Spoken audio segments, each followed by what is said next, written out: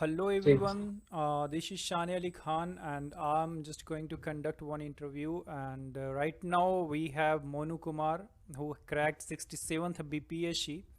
तो सबसे पहले जानना चाहेंगे सर, बीपीएससी का रिज़ल्ट आपको बहुत बहुत मुबारक हो और हमारी तरफ से, हमारी पूरी टीम की तरफ से। थैंक यू सो आप मच। आपने गया से तैयारी की सर, पूरी की और कहीं और से की सर?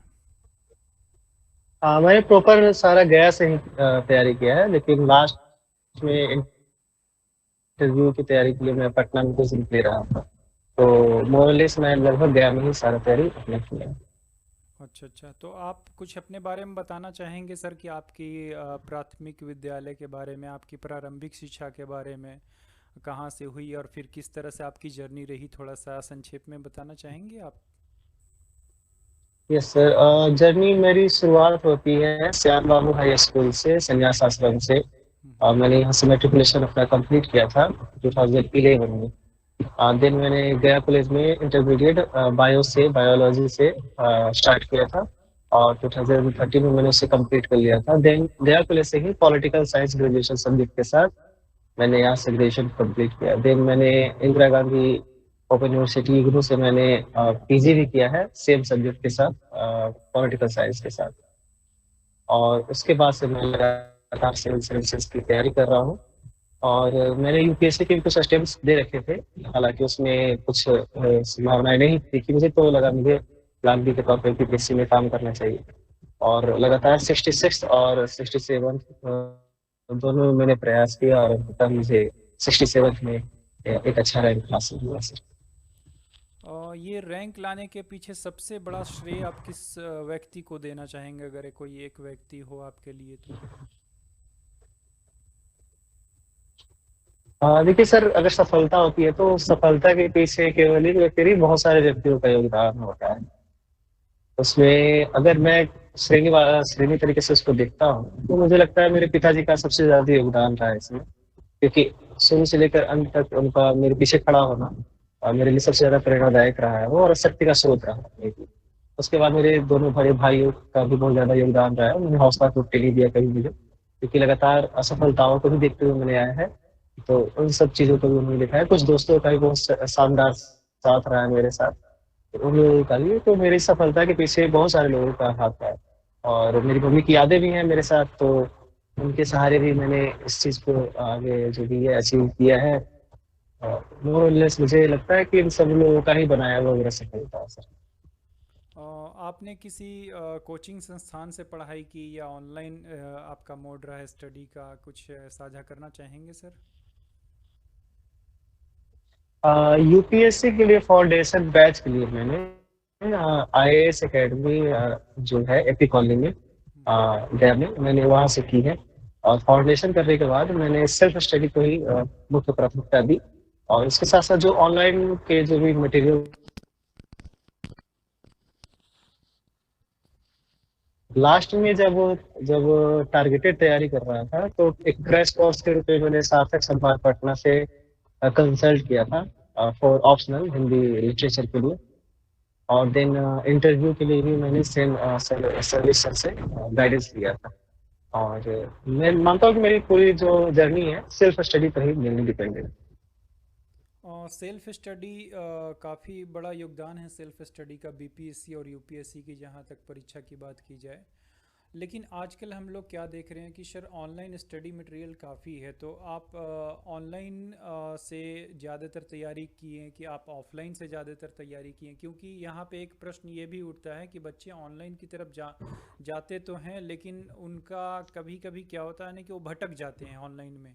यानी बहुत सारी चीज़ें नोटिफिकेशन ये वो आती है, तो उसके बारे में आप कुछ एग्जैक्टली। साझा करना चाहेंगे, उन बच्चों को कैसे बचना चाहिए या आपने कैसे तैयारी की? हाँ सर, मेनली ये देखना चाहिए कि जो डिमांड ऑफ द एग्जामिनेशन है उसको आपको कैसे फुलफिल कर रहा है। अभी के टाइम पर जो ऑनलाइन की तरफ जो एक तरह से एक अंधाधुन लोग जा रहे हैं उधर, तो बुक्स के साथ रिश्ता जोड़ना बहुत ज्यादा जरूरी है इस समय पे। क्योंकि बुक्स अल्टीमेटली आपको फायदा ही देने वाला है ये। और जो भी बुक्स है मार्केट में, क्योंकि बीपीएससी को लेकर स्टडी मटेरियल जो है काफी लिमिटेड है, तो ऑनलाइन को लेकर थोड़ा सा आग्रह रहता है स्टूडेंट के बीच में। अलग अलग सोर्सेस को देख के उसको और भी तरीके उसको आजमाने का।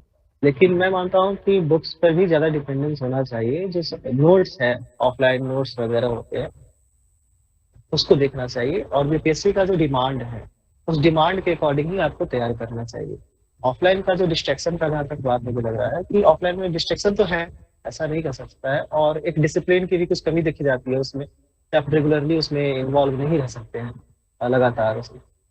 तो मुझे लगता है कि मैंने जहाँ तक अपनी जो की है, मैंने अपने ज़्यादातर बुक्स पे ही डिपेंडेंट रखा है। जो प्रीमियर बुक्स होते हैं, जो अभी सजेस्टेड किए जाते हैं टॉपर्स लोगों के द्वारा भी, उन सब बुक्स को मैंने मुख्य आधार रखा है। और सर जो बताए हमें कि इन सब बुक्स को भी फॉलो किया जा सकता है, तो उसे मैंने मुख्य आधार रखा है। तो मुझे लगता है कि ऑनलाइन भी सही माध्यम है, ऐसा नहीं है, वो आपके ऊपर यूज करने के है, लेकिन मुझे लगता है कि मैंने अपने लिए ये माध्यम चुना है, मुझे ये फायदा मिला। और एक तो मिथ है सर, सबसे पहले तो जानना चाहेंगे आपका रैंक कितना लगा है 67th बीपीएससी में सर? और सर मेरा 164 है। 164th है, तो इसमें आपको कौन सी जॉब अलॉट हो सकती है? एक्चुअली ये पीडीएफ के साथ ही जॉब मिल गया मुझे, मुझे म्यूनसिपल एग्जीक्यूटिव ऑफिसर का पद प्राप्त हुआ। अच्छा अच्छा, तो एक और चीज़ इसी से एक प्रश्न उत्पन्न होता है और ज़्यादातर लोगों के बीच में ये चर्चा का केंद्र भी रहा है। हालांकि जो तैयारी करते हैं तो उन्हें तो खास तौर से पता रहता है, लेकिन उन तैयारी करने वाले कुछ जो इनिशिएटिव लेते हैं, जो शुरू करते हैं तैयारी को, तो उन्हें ये नहीं पता रहता बीपीएससी का मतलब। वो समझते हैं कि मैं बीपीएससी की तैयारी करूंगा और वीडियो बन जाऊंगा। तो उसके बारे में आप क्या बताना चाहेंगे सर? क्योंकि वीडियो जहाँ तक मुझे लगता है उतनी बड़ी पोस्ट नहीं है जितना वो बना दिया गया है कि वीडियो बन जाएंगे, क्योंकि आपकी पोस्ट मुझे जहाँ तक लगता है वो वीडियो से बड़ी पोस्ट है ना? हाँ नहीं, एक्चुअली लेवल के हिसाब से ये सारा तय होता है, तो लेवल 7 में ही मेरा पोस्ट है। और एक्चुअल जो आप वीडियो बता रहे हैं उसे आरडीओ बोला जाता है। और अच्छा। वीडियो इसका प्रमोशन वाला लेवल होता है, वीडियो डायरेक्ट कोई नहीं बनता है। और पहले आरडीओ में मूल कोटि में उनका होता है नियुक्ति, देन उसमें प्रमोशन होता है, तब वो वीडियो पे जाते हैं। आप जिसकी बात कर रहे हैं उसे आरडीओ कहा जाता है, रूरल डेवलपमेंट ऑफिसर। और मैं जो बता रहा हूँ वो म्यूनसिपल एग्जीक्यूटिव ऑफिसर है। तो दोनों में लगभग समानता है, दोनों समकक्ष के पद है। हालांकि जो एक्सपोजर की जहाँ तक बात है, तो दोनों के अपने अपने तरीके के एक्सपोजर। तो इस लिहाज से दोनों का जैसा कि आपका प्रश्न भी था कि ये मिथ है कि हम्म। इसको बन जाने के बाद सीधे वीडियो होगा या फिर एसडीएम होगा, तो मुझे लगता है कि इसको लेकर अच्छी जानकारी लोगों के पास होनी चाहिए। आप कमीशन की तैयारी कर रहे हैं तो इनके पदों के बारे में अच्छी समझ होनी चाहिए कि आप किस पद के लिए भी जा रहे हैं। मैं जिस वैकेंसी में था, लगभग 24 के आसपास विभागों के पद थे इसमें। और हर पद की अपनी अपनी महत्व है, और हर पद का अपना अपना दायरा भी है। तो एक इसमें इसी के लिए फायदा भी ये है कि बीपीएससी आपको एक प्राथमिकता चुनने की एक अवसर देता है, कि आप कौन कौन से प्राथमिक पदों को पहले रखना चाहते हैं और उसको लास्ट में रखना चाहते हैं। तो ये आपके ऊपर है कि आप किस तरह से कोई कौन से पद को जज कर रहे हैं। जैसे बहुत सारे लोग होते हैं कि लेवल 9 को ही सबसे पहले प्राथमिकता में रखते हैं। और लेवल 9 में भी बहुत सारे ऐसे पद होते हैं जो माना जाता है कि बहुत शानदार पद होते हैं, प्रीमियर पद होते हैं। लेकिन लेवल 7 के भी बहुत सारे ऐसे पद माने जाते हैं जो पब्लिक से बहुत डायरेक्ट इनका इंटरेक्शन होता है, पब्लिक के लिए बहुत ज्यादा काम करने के अवसर उसमें मुहैया होते हैं, लेकिन लेवल 9 के कुछ पदों में वैसा देखने को नहीं मिलता है। तो ये काफी ज्यादा कॉम्बिनेशन की बात होती है।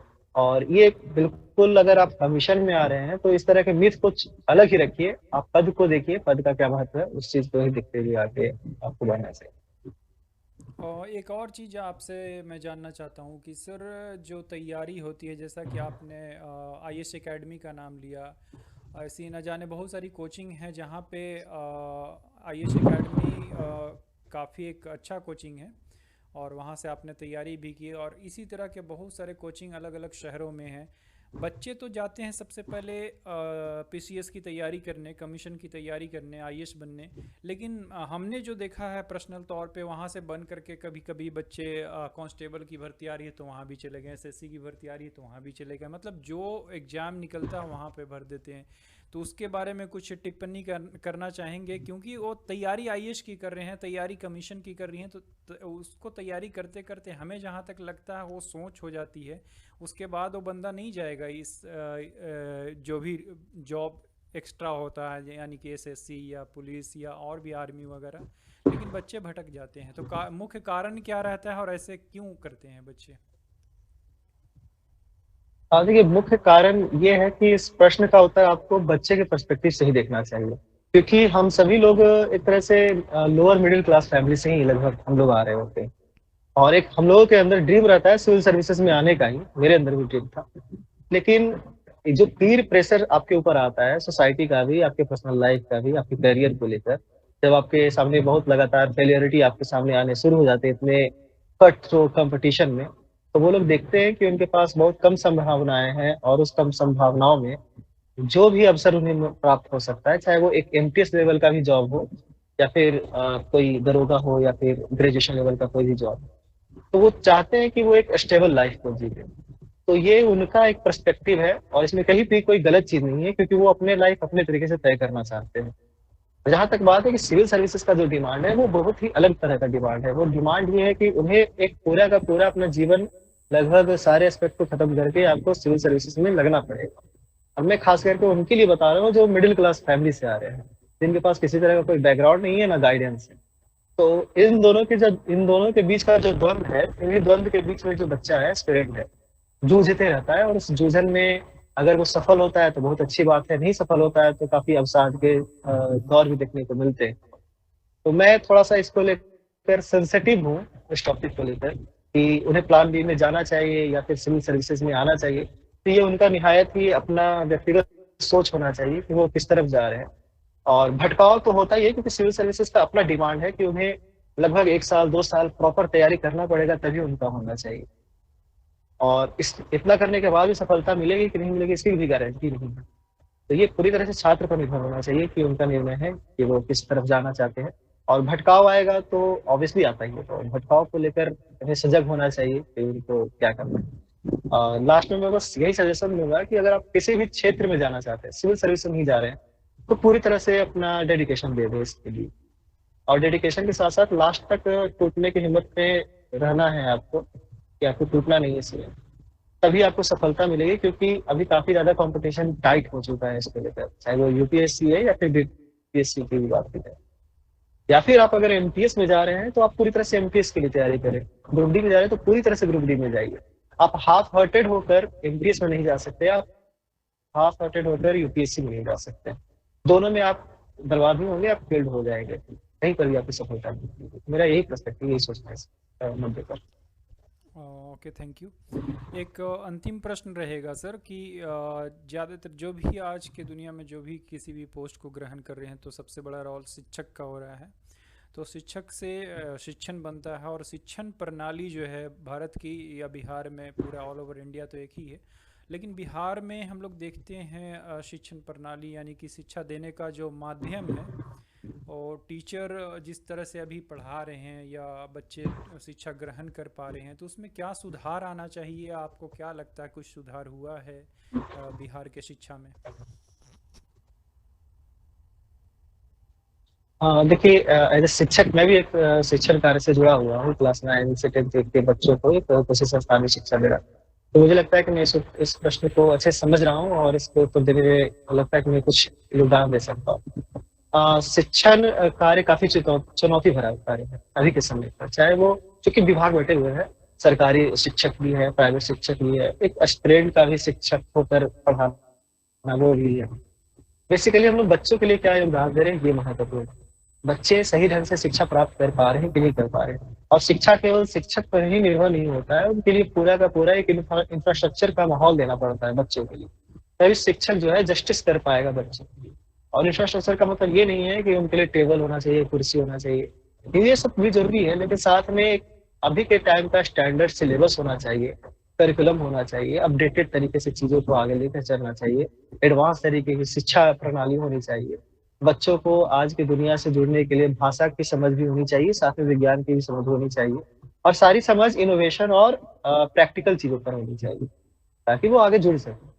तो बच्चों में भी ये कमी है और शिक्षक में भी ये कमी देखने को मिल रही है, और जो इंफ्रास्ट्रक्चर की बात है उसमें भी ये कमी है। और मैं इसे कमी भी नहीं मानता, इसे चुनौती मानता हूँ कि चुनौतियां हैं, सरकार, हम शिक्षक के तौर पर, और बच्चे, और साथ में सोसाइटी, ये चारों के चारों लोग अगर एक साथ आते हैं तभी शिक्षा की गाड़ी आगे बढ़ेगी। और अभी मैं बिहार सरकार के इनिशिएटिव से बहुत ज्यादा आशान्वित हूँ, और बहुत ज़्यादा उत्साह में भी इसको देखा जा सकता है, क्योंकि अभी बहुत सारे क्रांतिकारी कदम उठाए जा रहे हैं बिहार सरकार की तरफ से। बच्चों को लगातार 75% अटेंडेंस कर देना, हालांकि इसको लेकर काफी विरोध भी हो रहा है, लेकिन मुझे लगता है ये बहुत अनिवार्य चीज था। फिर सुधार किए जा रहे हैं, शिक्षकों की नियुक्ति की जा रही है, जो सबसे बड़ा गैप था शिक्षक के नहीं होने से। तो ये पूरा का पूरा जो सपोर्ट सरकार की तरफ से क्रिएट किया जा रहा है, तो अब रोल जो हो गया है वो रोल अब फैमिली का भी हो गया है और सोसाइटी का भी हो गया है। तो वो आगे बढ़कर बच्चों को पढ़ने के लिए आगे ले गया है। और अगर बच्चे जब स्कूल के अंदर आ जाएंगे, उनके पैर अंदर आ जाएंगे, तब उनके पास शिक्षा के बहुत सारे अवसर सामने को मिलने को आ जाएगा। फिर बाकी तो सिस्टम है ही, वो अच्छे एजुकेशन सिस्टम मुहैया कराने के लिए सिलेबस होगा, फिर जो भी तरीके हैं वो कर देगी। और मुझे लग रहा है कि सरकार अभी वो कर भी रही है। तो अब धीरे धीरे ये सुधार हो रहा है, पहले ये सब चुनौतियां थी। क्योंकि देखिए अभी महिलाओं को लेकर भी काफी ज्यादा पहले था कि वो घर की दहलीज पार करके जो बच्चियां थी, बहनें थी, बेटियां थी, वो नहीं आ पा रही थी।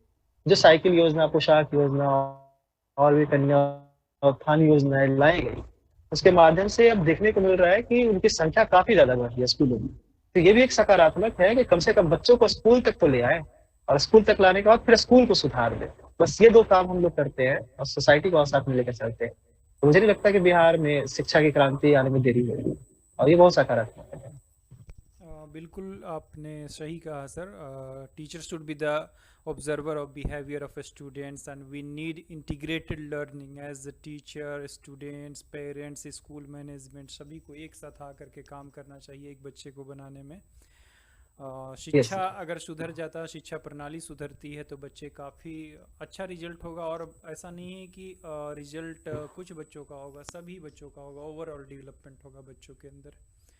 आपसे बात कर काफ़ी अच्छा लगा सर, और आपको आने वाली ज़िंदगी के लिए ढेर सारी शुभकामनाएं हमारी तरफ से, हमारी पूरी टीम की तरफ से। And thank you so much thank you once so again much. For giving me your precious time here. Thanks a lot.